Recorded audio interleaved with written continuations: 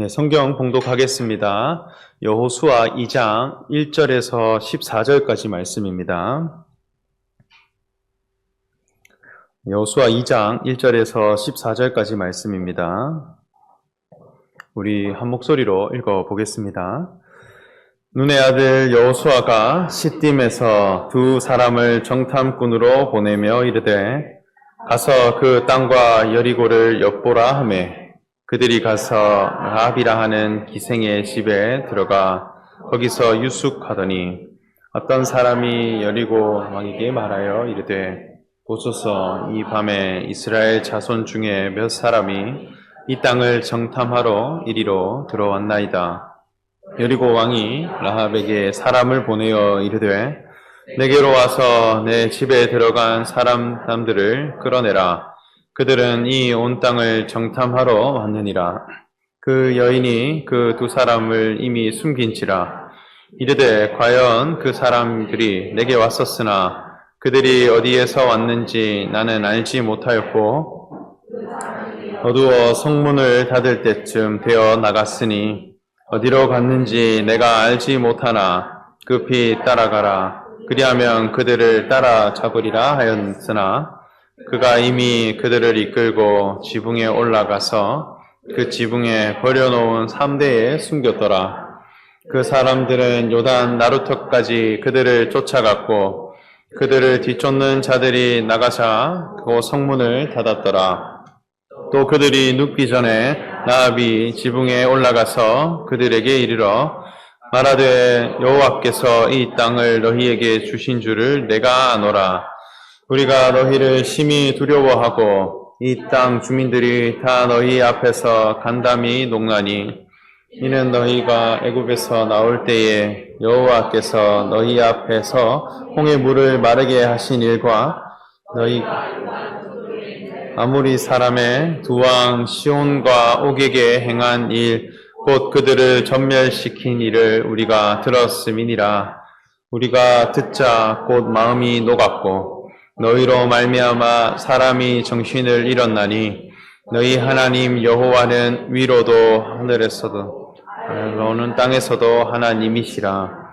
그러므로 이제 청하노니 내가 너희를 선대하였은즉 집을 선대하도록 여호와로 내게 맹세하고 내게 증표를 내라. 그리고 나의 부모와 나의 남녀 형제와 그들에게 속한 모든 사람을 살려주어 우리의 목숨을 꿈에서 건져내라.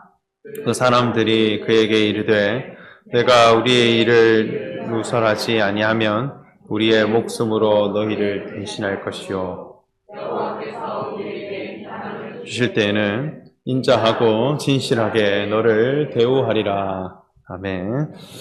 네, 이스라엘 백성들이 하나님 앞에 광야길을 행하였을 때 그 세월이 40년이라 했습니다.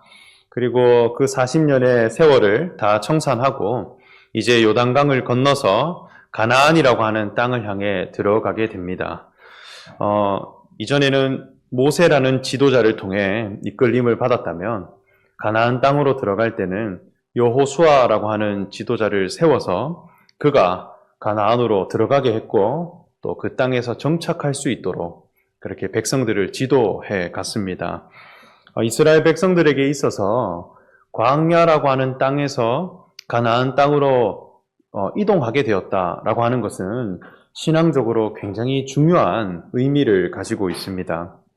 어쩌면 그냥 공간적인 거리를 놓고 본다면 광야에서 가나안까지 거리는 사람이 걸어서 일주일만 가도 도달할 수 있는 그 정도 거리라고 합니다.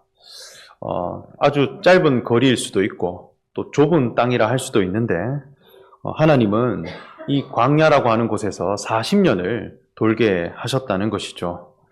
이 광야라고 하는 땅은 대단히 척박한 곳입니다. 하나님께 제사를 드리고 하나님의 말씀을 배우는 곳이지만 굉장히 메마르고 물이 없고 척박한 시간을 보내는 곳입니다. 그리고 이곳에서는 돌판에 기록된 하나님의 율법을 받은 곳입니다. 그래서 광야 생활의 핵심은 돌판에 기록된 율법이더라는 거예요. 그 율법을 얼마나 정확히 지켜냈느냐, 그것에 따라 하나님이 복을 주시기도 하고 심판을 하시기도 하는 그런 철학이 적용되는 곳이었습니다. 그리고 하늘에서는 만나라고 하는 양식이 내려와서 그 만나 양식만 매일 먹어야 하는 그런 시대를 보낸 것이죠. 그러나 가나안 땅이라고 하는 곳은 이전과는 전혀 달라요. 이곳은 젖과 꿀이 흐르는 하나님이 약속하시고 지시하신 땅이라 이렇게 했습니다. 여기에서는 떠돌이로서의 삶을 살지 않습니다. 정착민으로서 사는 거예요. 하나님이 이스라엘의 각 지파별로 땅을 분배해 주시는데 그 분배받은 땅을 자기 기업이라 여기고 이곳에서 씨를 뿌리고 내가 경작하고 또 경작한 것만큼 하나님께 올려드려서 영광을 돌리는 그런 법칙이 있는 것입니다. 돌판에 기록된 율법처럼 뭔가 의무를 가지고 정확히 지켜내고 내가 행함으로 맞춰내는 그런 곳이 아니라 젖과 꿀이 흐르는 곳이다 했어요. 이것은 생명의 왕성함과 풍성함이 있다는 거예요. 생명 활동이 풍성한 곳에 젖과 꿀이 나타나는 것이겠죠. 여기에는 자유함과 또 풍성함과 자발적인 만남들이 이루어지는 곳입니다. 이러한 가나안이라고 하는 땅으로 가게 되었다는 것. 이제는 신앙의 시대가 복음을 받아들이는 것과 같이 우리를 자유케 하신 말씀, 그리고 그 복음으로 말미암아 하나님의 나라가 이루어져 가고 우리 신앙의 열매를 하나님께 올려드릴 수 있는 시대를 향해 가게 되었다는 것입니다. 그러나 이러한 가나안 땅을 향해 갔을 때 그곳에는 이미 가나안 땅에 정착해서 살고 있었던 이방 족속들이 있었습니다. 약 7개의 족속들이 이곳에 있었는데 이 족속들을 다 물리치고 몰아내고 오직 가나안 땅에는 여호와 하나님만을 섬기는 이스라엘 백성들이 다스리고 정착하도록 하나님이 명령을 하셨습니다. 그래서 여호수아가 가진 미션은 무엇이냐 이렇게 할 때 가나안 땅을 향해 들어가되 그곳에 있는 7 족속을 다 물리쳐야 하는 그런 미션을 가지고 있었습니다. 그런데 그 길에 있어서 가장 먼저 정복하고 가장 먼저 무너뜨려야 할 성이 있었는데 그것이 바로 여리고라고 하는 성이었습니다. 우리 신약 성경에도 보면 이 여리고라고 하는 성은 멸망하고 타락한 도시를 상징하는 그런 표현으로 사용되고 있죠. 뒷부분의 말씀을 보면 이스라엘 백성들이 여리고 성을 무너뜨리고 이제는 진군해 가는데 어떻게 무너뜨리느냐 할 때 하나님의 언약궤, 하나님의 말씀이 들어있는 언약궤를 짊어지고 여리고 성을 매일 한 바퀴씩 돕니다.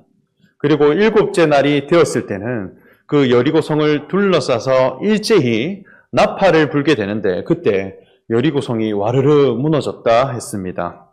이것이 이스라엘 백성들이 가나안 땅에 들어갔을 때 첫 승리라 할 수 있겠죠. 그런데 이 이스라엘 백성들이 여리고 성을 무너뜨리고 또 여리고 성이 무너진 사건, 이것이 오늘날 나의 신앙과 어떤 상관이 있는가 생각해 봐야 하겠습니다.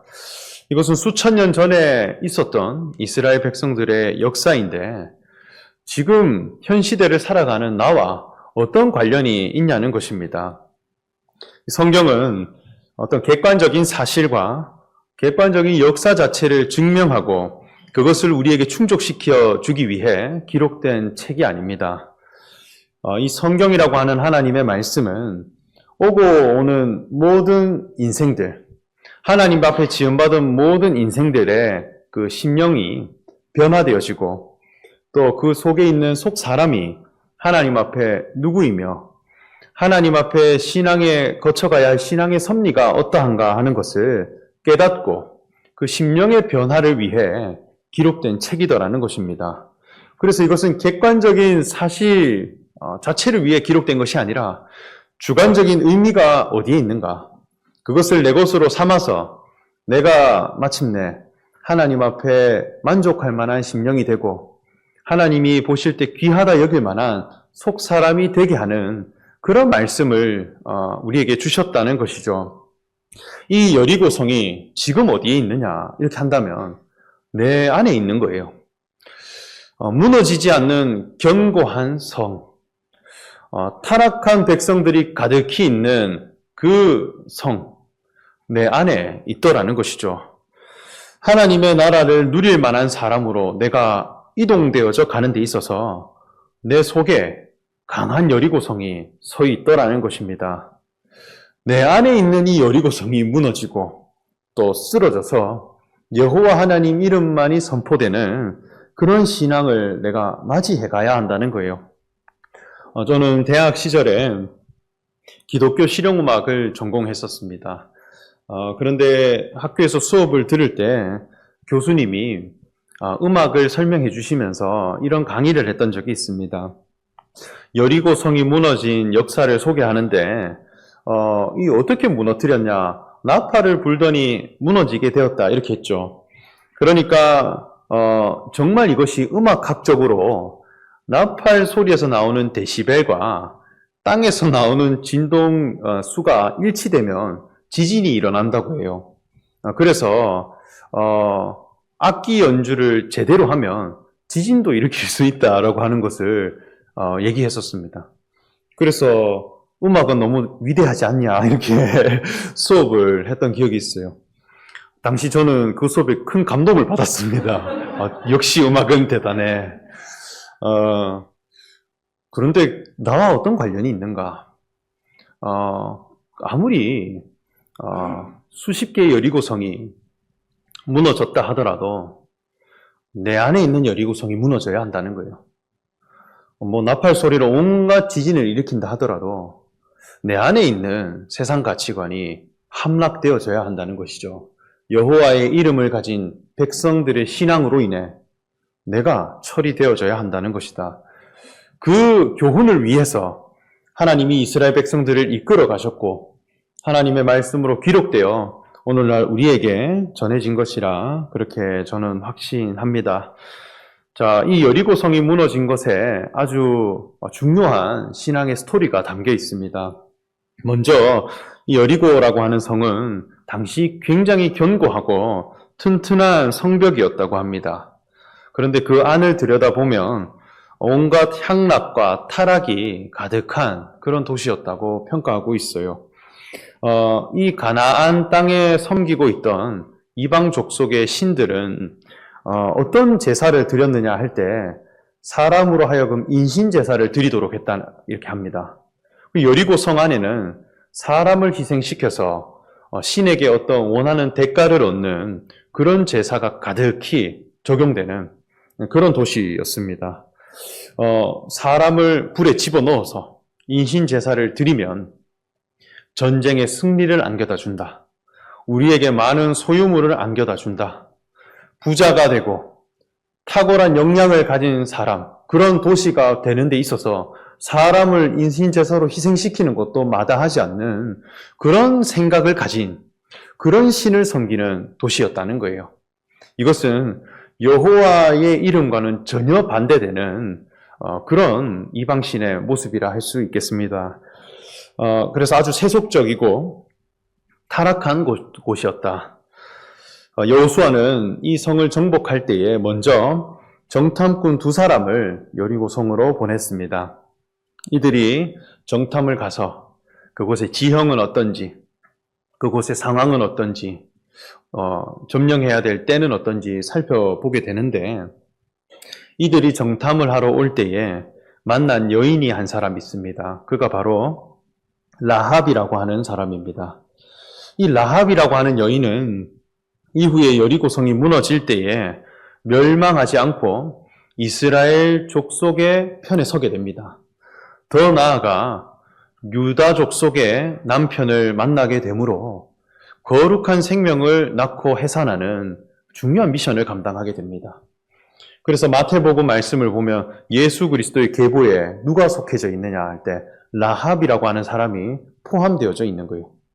결국 이 라합이 보여준 어떤 모습을 통해 예수 그리스도의 생명이 나아가는 계보 안에 이어지게 되더라는 것이죠. 그런데 히브리서 11장의 말씀을 보면 이 라합에 대해 어떻게 의미를 부여하고 있느냐 하면 믿음으로 기생 라합은 정탐꾼을 평안히 영접하였으므로 순종하지 아니한 자와 함께 멸망하지 아니하였도다. 이렇게 말씀합니다. 믿음이라고 하는 것을 설명하려고 할 때 이 라합을 보면 된다는 거예요. 그는 믿음과 영접함은 자였고 그것으로 이스라엘 백성들의 포함이 된 사람이었다 합니다. 그 이 믿음이라고 하는 것이 과연 무엇인가 하는 것을 오늘 말씀을 통해 알아가면 좋겠습니다. 먼저 이 라합이라고 하는 사람은 기생이라 소개합니다. 직업이 기생이었다라고 하는 것은 여자가 자기 몸을 팔아서 남자에게 팔아서 그것으로 자기 생활을 영위하는 자였습니다. 굉장히 천하고 하층민에 속한 자였죠. 이 기생이 되보면 정말 많은 남자들을 만나게 됩니다. 그런데 정작 자기 남편은 없는 거예요. 정말 다양한 사람들을 만나서 돈도 주고받고 관련은 맺는데 정작 자기 배필은 없는 거예요. 그 배필이 없기 때문에 자기 속에 생명이 없는 것입니다. 생명을 낳고 잉태해서 거듭나는 사람이 되어져야 되는데 자기 배필이 없기 때문에 자기 남편이 없기 때문에 생명을 낳지 못하는 그런 운명 가운데 있는 사람이 기생이었다 할 수 있겠습니다. 이러한 라합의 집에 이스라엘 정탐꾼이 오게 되는데 이 라합은 오히려 자신의 집에 이 정탐꾼을 숨겨서 보호해 주게 됩니다. 자기 집 지붕에 있는 3대 속에 정탐꾼들을 넣어서 가려준 것이죠. 그리고 여리고 왕이 사람들을 보내서 라합의 집에 와서 추궁을 하게 됩니다. 그 정탐꾼들이 온다는 소식을 듣고 여기 왔다는 것을 알고 있는데 어디에 있느냐 물을 때 오히려 이것을 지켜주는 것이죠. 그들이 내 집에 들렀으나 어디에서 왔는지 알지 못했다 하며 저쪽 밖으로 나갔다. 한번 따라가 봐라. 이렇게 하면서 따돌리게 됩니다. 이 라합은 여리고 왕이 아니라 이스라엘의 정탐꾼을 선택했다는 거예요. 동시에 그 선택에 대한 자기 요청을 합니다. 라합이 하나의 부탁을 해요. 그것이 오늘 본문 12절과 13절 말씀에 있는데요. 우리 함께 말씀을 읽어보면 좋겠습니다. 함께 읽겠습니다. 그러므로 이제 내가 청하노니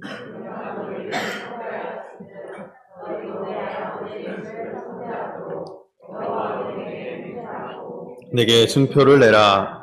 그리고 나의 부모와 그들에게 속한 모든 사람을 살려주어 죽음에서 건져내라. 이렇게 했습니다.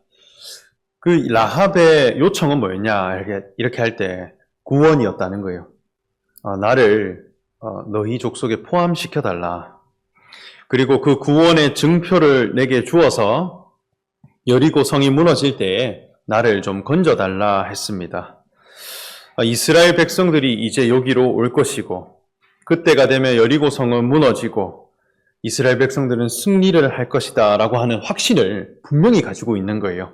더 나아가 나도 그들의 편에 서서 구원을 받고 또 함께 포함되기를 바라는 마음이 있더라는 거예요. 그 마음을 가지고 정탐꾼을 지켜주고 또 영접해서 그것을 선대해 갔다 이렇게 하는 것이죠.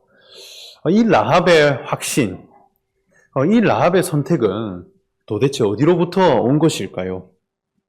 라합은 이스라엘 백성들의 소식을 다 듣고 있는 사람이었습니다. 성경의 말씀을 보면 라합의 집이 가진 위치가 어디였냐 이렇게 할 때 성벽 위였다 이렇게 하는 것이죠. 그리고 그 사람의 집에는 창문이 있었다 이렇게 합니다. 위치 자체가 자기가 매기고 있는 위치 자체가 굉장히 폐쇄적이고 또 닫혀있고 또 소통이 안 되는 구조에 있는 것이 아니라 성벽 위에 자기를 두었다.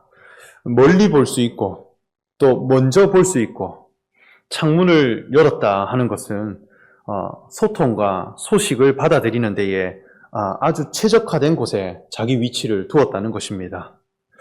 더 귀한 소식이 어디 있을까?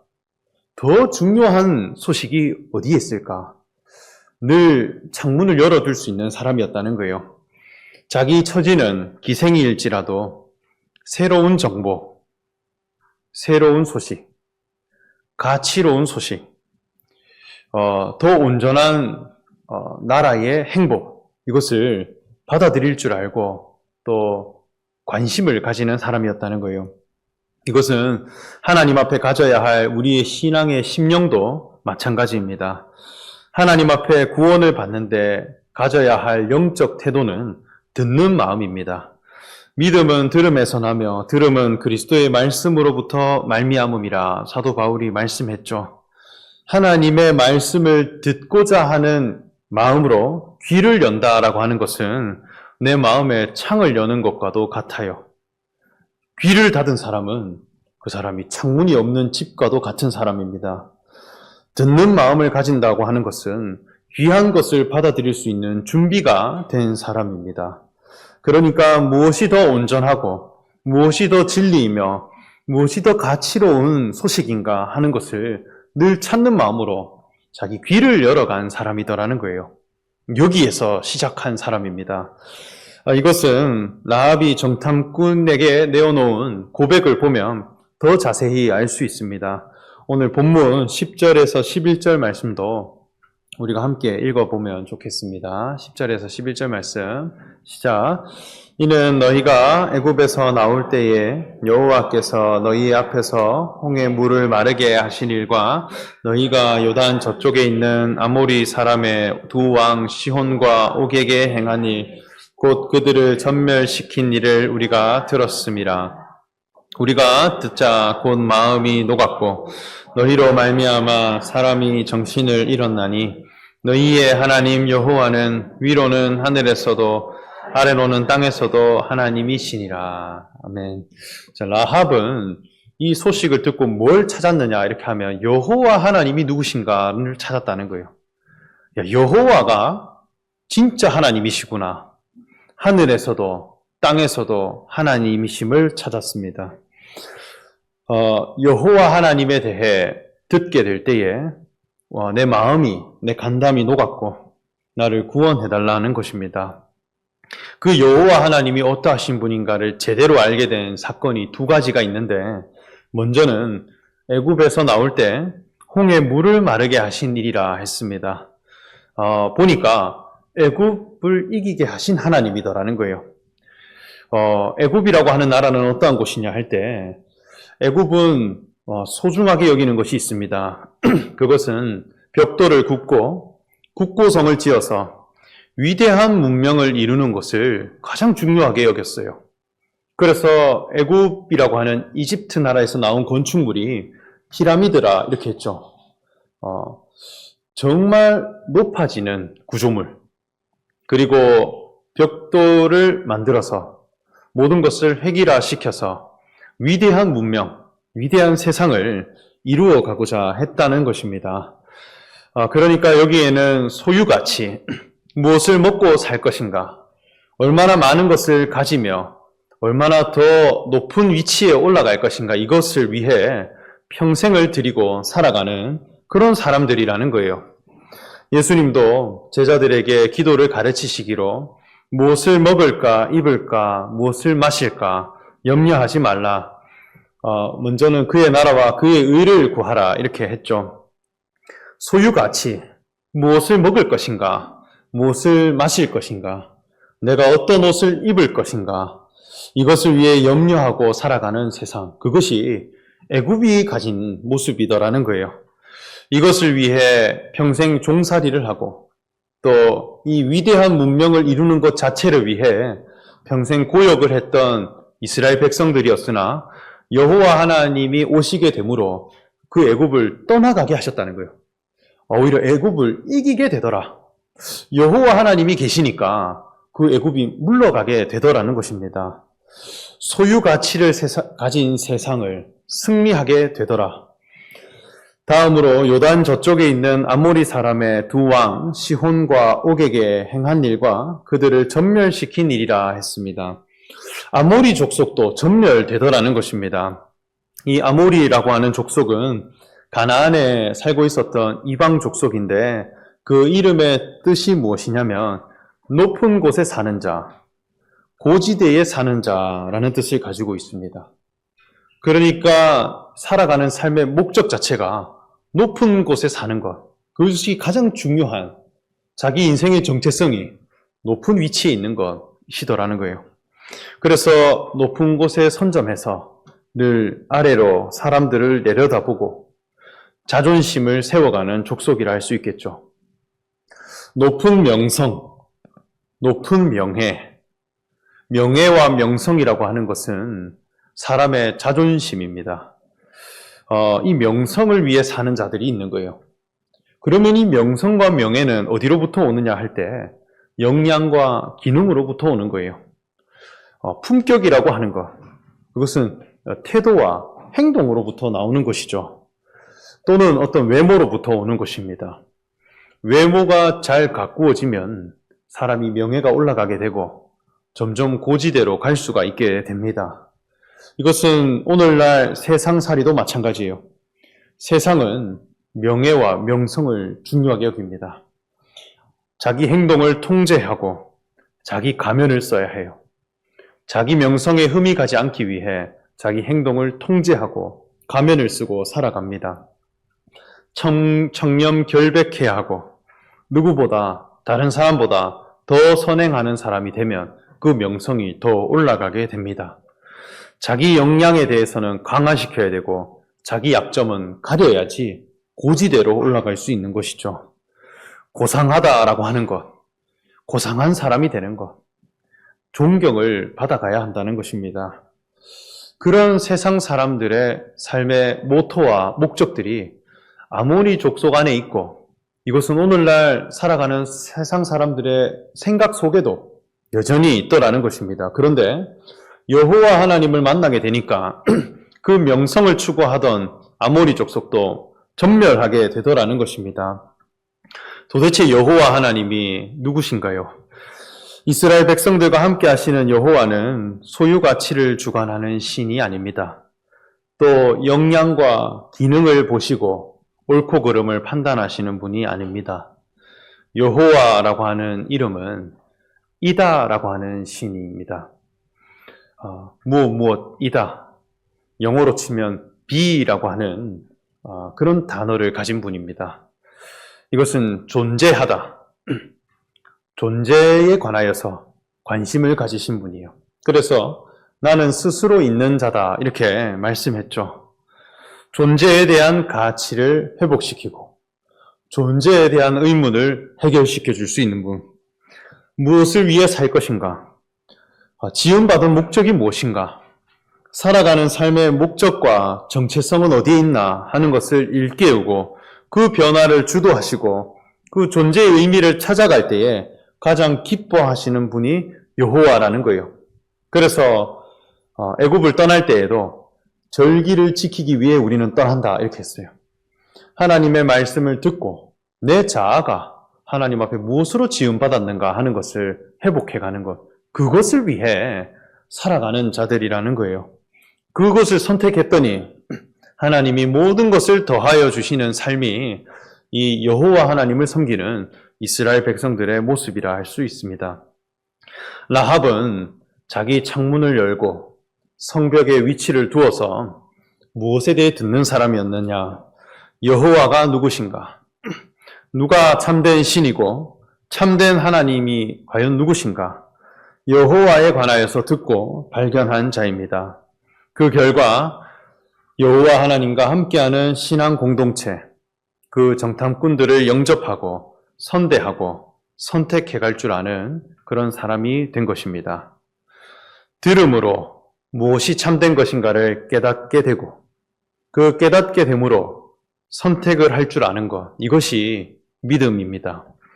믿음이라고 하는 것은 아무런 원인 없이 내가 신념으로 가다듬어서 외치는 것이 아닙니다. 어떤 귀한 것을 내가 듣게 되고 그 듣게 된 것으로 말미암아 내가 분명한 가치가 보여져서 선택을 안 할 수가 없는 그런 사람이 되는 것이 믿음이더라는 것이죠. 그리고 정탐꾼들은 이러한 라합의 믿음에 관한 구원을 베풀게 되는데 그 약속과 증표를 내어주게 됩니다. 우리 뒤에 18절의 말씀을 보면 정탐꾼이 얘기하기를 우리가 이 땅에 들어올 때에 우리를 달아내린 창문에 이 붉은 줄을 매고 내 부모와 형제와 내 아버지의 가족을 다 내 집에 모으라 했습니다. 구원의 증표에는 두 가지가 있습니다. 첫 번째는 붉은 줄을 내리는 것이 있고 두 번째는 모으는 것이 있습니다. 이 두 가지가 너의 구원의 증표가 될 것이라 했어요. 라합은 자기 창문에 붉은 줄을 매달아서 정탐꾼을 내려보내어서 살려주었습니다. 그 붉은 줄이 자기를 살리는 동아줄이 되었다는 것입니다. 이 붉은 줄이다라고 하는 것은 붉게 물들인 실입니다. 이 붉다라고 하는 것은 생명을 예표하는 재료예요. 그래서 이스라엘 백성들이 나병에 걸렸을 때 회복을 해갈 수 있는 피를 뿌릴 때 무슨 실을 묻혀서 피를 뿌리느냐 할 때 홍색 실, 붉은 실에 묻혀서 회복시킨다 이렇게 했어요. 또 이스라엘 백성들이 애굽에 있을 때 하나님이 장자를 멸절하는 그 심판을 할 때 각 집의 문설주에 피를 발라라.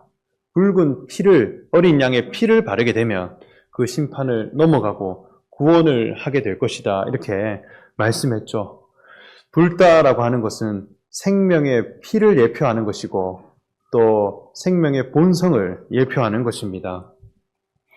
내가 구원을 받았는데 무엇으로 받은 자가 되었느냐 이렇게 할 때 희생을 당한 생명 그리고 희생의 생명으로 말미암아 그 생명이 나를 구원했다는 거예요. 예수님이 십자가를 지시고 피 흘리심으로 우리의 죄가 사함을 받았다 이렇게 했죠. 우리 구원의 증표는 예수님이 흘리신 보혈이다 이렇게 하는 거예요. 우리가 무엇으로 다시 사는 자가 되었느냐?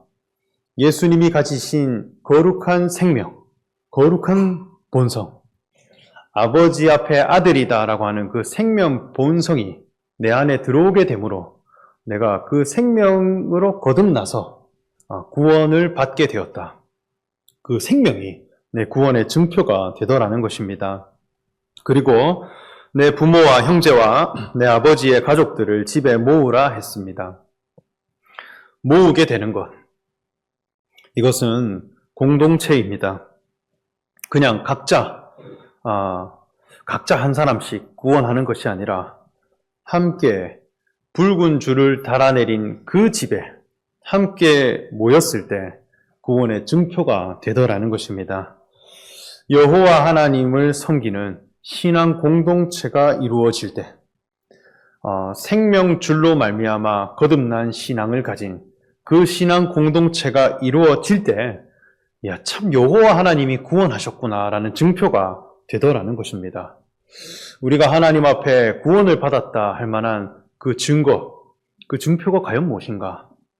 라합은 증거를 가진 사람이 되기를 원했습니다. 그것은 생명이 되었고 또 신앙 공동체로서 그 증거를 제시하는 사람이 되어서 이후에 여호와 하나님의 이름으로 여리고 성이 함락될 때 이 증표를 가지고 그대로 이스라엘 백성들에게 합류되고 동시에 거룩한 생명을 낳고 거룩한 계보에 포함되어지는 영광스럽고 복된 사람이 되었습니다.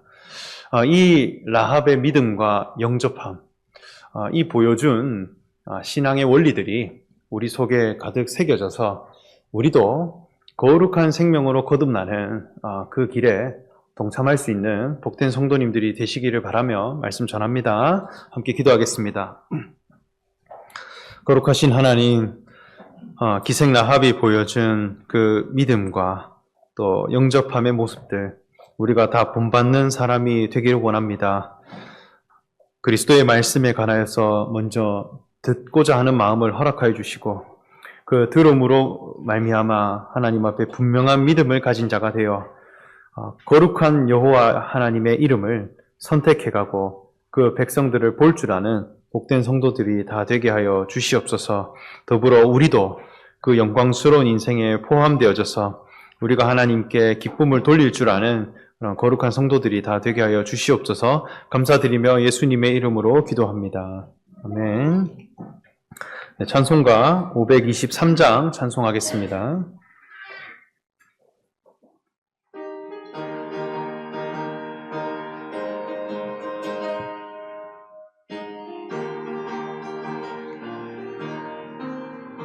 어두운 죄악길에서 목적 없는 양같이 모든 사람들 찾아 헤맨다.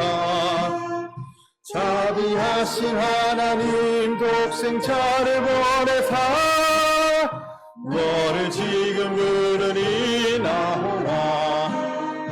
이때라 이때라 주의 긍휼 받을 때가 이때라. 지금 주께 나와 겸손하게 아뢰라. 구원함을 얻으니 험한 십자가 위에 달려 돌아가신 주 다시 살아나셨네. 기쁘다. 죄인 구원하실 때 어서 주께 나와 주신 은혜 구하라 구하라. 이때라 이때라 주의 긍휼 받을 때가 이때라. 지금 주께 나와 겸손하게 아뢰라. 구원함을 얻으리 얻으리.